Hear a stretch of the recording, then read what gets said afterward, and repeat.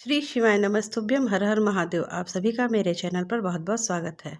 भगवान शिव जिनकी पुनीति पावन शिव महापुराण की कथा संपूर्ण विश्व के कल्याण हेतु बैतूल मध्य प्रदेश से आयोजित हो रही है। श्री माँ ताप्ती शिव महापुराण कथा के आज चौथे दिन की कथा की जो विशेष जानकारी तथा उपाय है वह इस प्रकार है।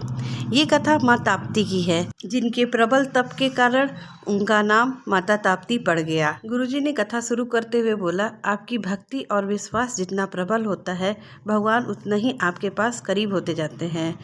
कृष्ण और रुक्मिणी का संवाद देते हुए उन्होंने कहा, भगवान कृष्ण रुक्मिणी को लेने गए थे। शिव महापुराण की कथा कहती है, रुक्मिणी ने इतना दबाव बना दिया था कि प्रेम का इतना बल बना दिया, भक्ति का इतना बल बना दिया कि भगवान कृष्ण की रात की नींदें गायब हो गई और सुबह रथ लेकर रुक्मिणी को लेने जाना ही पड़ा। भक्ति का जब बल बढ़ता है तो परमात्मा जरूर आता है। इसी भक्ति का बल देखते हुए गुरुजी ने बैतूल के लोगों को बोला, बैतूल के जो लोग हैं और जो आसपास गांव के लोग आ रहे हैं, इनको देखकर ऐसा लगता है कि यहाँ इतना कीचड़ होने पर भी, इतना प्रॉब्लम होने पर भी, इतनी परेशानी होने के बाद भी साइलेंट होकर कथा सुनते हैं। ये इनकी भक्ति है। इसको कहते हैं शिव की वात्सल्यता और शिव की करुणा।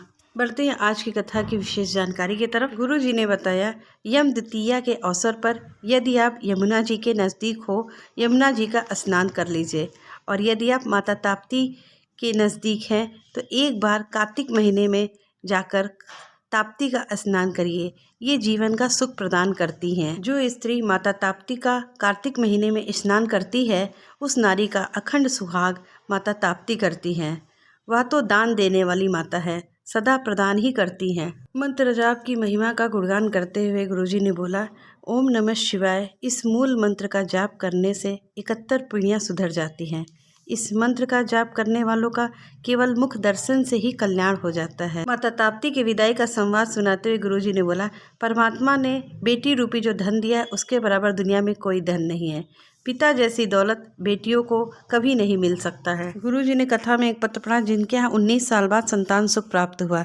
19 साल से उनकी बहन के यहाँ कोई संतान नहीं थी। उन्होंने पशुपति व्रत रखा तथा सफ़ेद आंकड़े की जड़ वाला प्रयोग किया।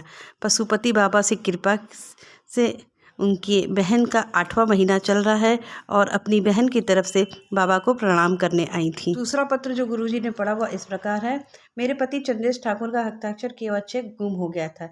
जिस व्यक्ति को ये चेक मिला वह स्वयं के बैंक खाते में जमा करके उसको बाउंस करवा दिया और न्यायालय में मुकदमा भी करवा दिया। विगत 1 वर्ष से हम उस केस को अदालत में लड़ रहे थे। मोबाइल पर आपकी कथा सुनने का मौका मिल गया। आपके द्वारा बताए गए अनुसार भगवान शंकर का पशुपति व्रत और 1 लोटा जल तथा साथ में बेलपत्र चढ़ाना शुरू किया। बाबा से रोज विनय करती थी, बाबा आप सत्यम शिवम सुंदरम हो, आप सत्य कहलाते हो। अदालत में जो केस चल रहा है आप उस पर कृपा कर दो। भगवान की ऐसी कृपा हुई कि वह पूरा केस इनके पति के पक्ष में आ गया और खोआ हुआ धन वापस प्राप्त हो गया। आज की कथा के विशेष उपाय इस प्रकार हैं। जैसा कि आप सभी जानते हैं, कल रुक्मिणी अष्टमी है और इस दिन किए जाने वाला गुरु जी द्वारा बताया गया एक विशेष उपाय है। अपार धन प्राप्ति के लिए यह उपाय किया जाता है। इस उपाय को करने के लिए आपको 1 कटोरी में कच्चा दूध लेना है और इसके साथ 1 गोल बाती का घी का दीपक लेना है और लड्डू गोपाल के सामने आपको दूर्वा और दूध से 108 बार छींटा देते हुए माता लक्ष्मी का मूल मंत्र का जाप करना है। कल के दिन किया जाने वाला यह विशेष उपाय अपार धन प्राप्ति के लिए किया जाता है। तो ये रही आज की कथा की मुख्य जानकारी तथा उपाय। मिलते हैं अगली वीडियो में, तब तक के लिए श्री शिवाय नमस्तुभ्यम। हर हर महादेव।